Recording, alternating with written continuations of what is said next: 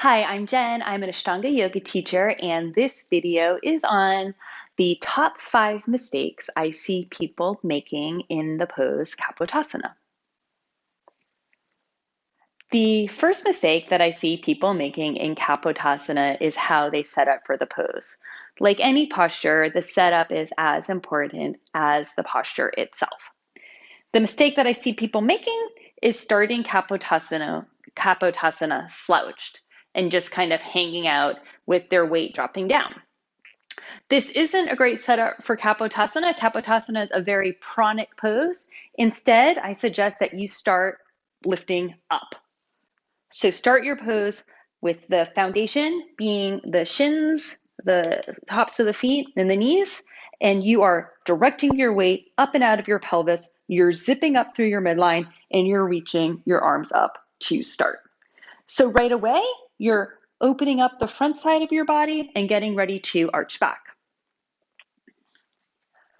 The second mistake that I see a lot of people making in Kapotasana is building on that first one. And I see people starting the pose, dropping back and leading with their heads. And often their hands are in a prayer pose right here.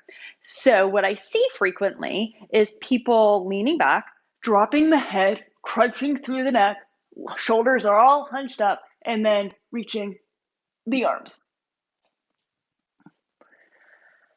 It's not the way I would suggest starting, because when you lead with your head, all your energy kind of gets jammed here as you drop back.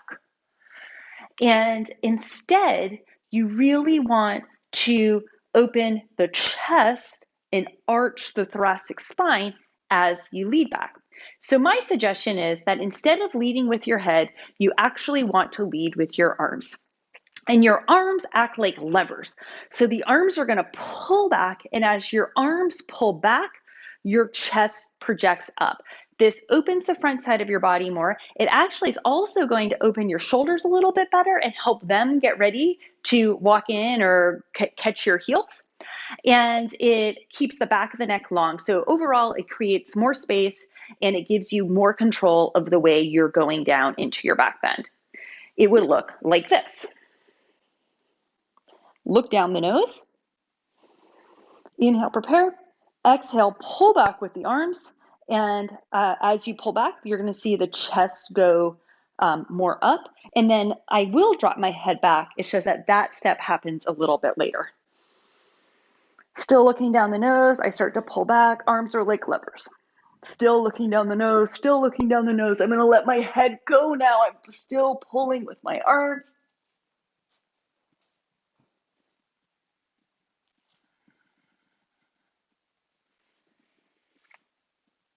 The next mistake I see people making in Kapotasana is not using the glutes and the legs to do the pose.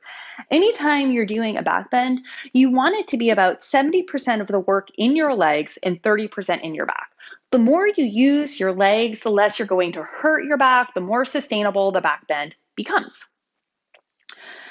That would look kind of actually a combination of what I've already shown you, really starting lifted, but then as you go back, you continue to squeeze the glutes, keep the hamstrings engaged, and use the strength of your legs to lift the arch of your back bend. So if you're not using your legs, you might see things like the knees spreading out really, really wide. Or you might see just basically a real collapsing in the pose. So not using the legs would most likely look something like this. Legs wide, arch back, butt low, and the whole thing kind of collapses down. Using the legs would look more like this. Narrow position, glutes and the hamstrings are lifting me up.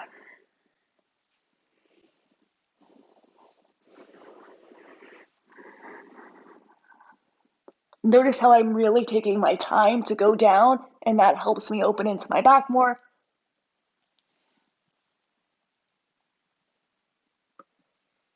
Still using the legs and the glutes to keep my hips up. The next mistake that I see people commonly making is dropping the hips too low. This is actually building on what we've just talked about with using the glutes and starting the posture very lifted. What happens is when the hips drop low, the height of Kapotasana really lowers down. And if your Kapotasana is really low, it doesn't give you much space to open up the arms or open up the shoulders and the upper back and walk the hands in towards the feet. Hips being low often is linked again to the legs being really wide. So I'll show you what it looks like. When the hips are really low, the Kapotasana is probably going to look more like this.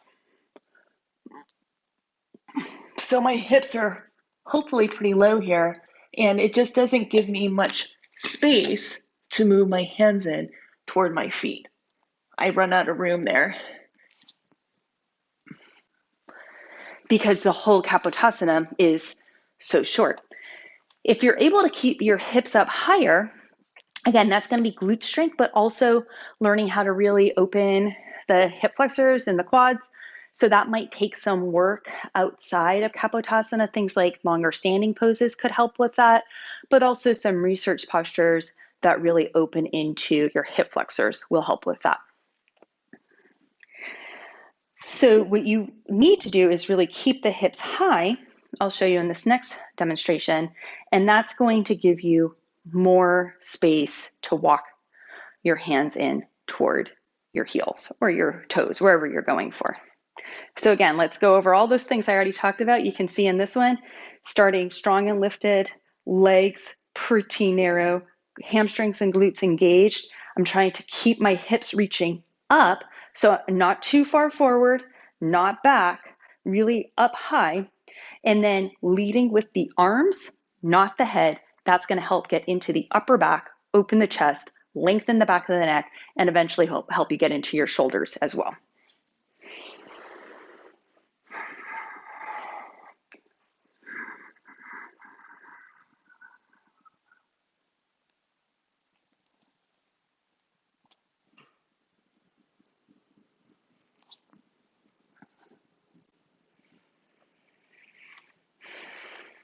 The last mistake I see a lot of people making in Kapotasana is dropping the head to the mat.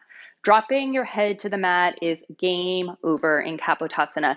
It dumps all of the energy of the pose into your head, down to the floor, and leaves you no space to get your hands into your feet. It really jams up the shoulders, jams up the neck, limits the back bend. It's a big no-no, and it is super common. Instead, I want you to do everything you can to keep your head hovering off the mat. That might mean that you have to pull the elbows in and push the elbows down to the mat, push the forearms down to the mat to create more space through the shoulder girdle, more stabilization through the shoulder girdle. And it gives you your elbows to push down into so that your head can kind of clear the mat. So I'll show you what this pose looks like when you drop the head to the floor. And it's a really natural thing to do.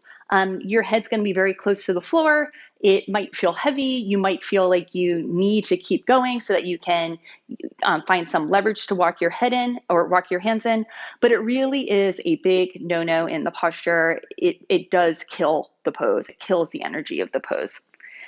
So it would look something like this. See, head down, and now I just don't have enough room. My elbows are way off the mat, so I can't push my elbows down. I'm just pushing my head down, and I can only get my fingertips to the tips of my toes.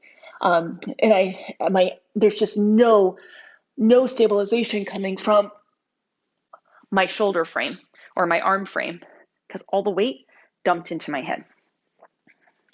Instead, what you want to do is keep the head hovering off the mat, and the action of the elbows, which controls the action of the shoulders, which is external rotation here, is elbows pulling in and pushing down and keeping the head off the mat. It's going to help you open through the front side of the body more and push the chest up to the ceiling more without dropping the weight down.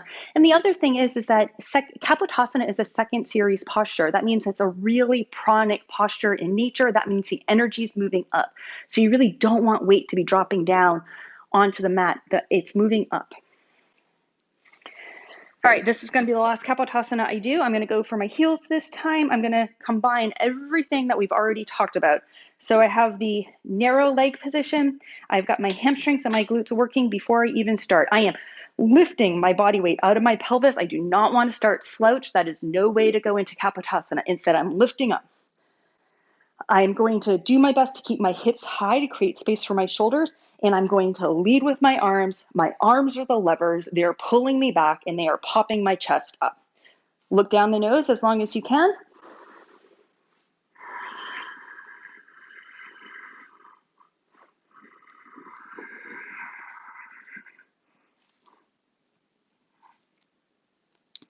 Pull the heels if you can get them.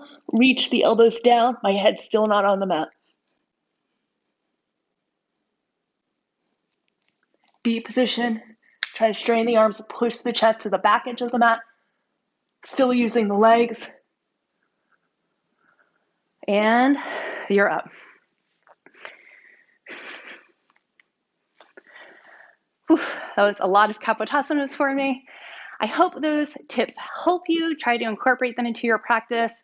Please hit the subscribe button so you will know when I offer another video, and it does help to support my channel, so I appreciate that.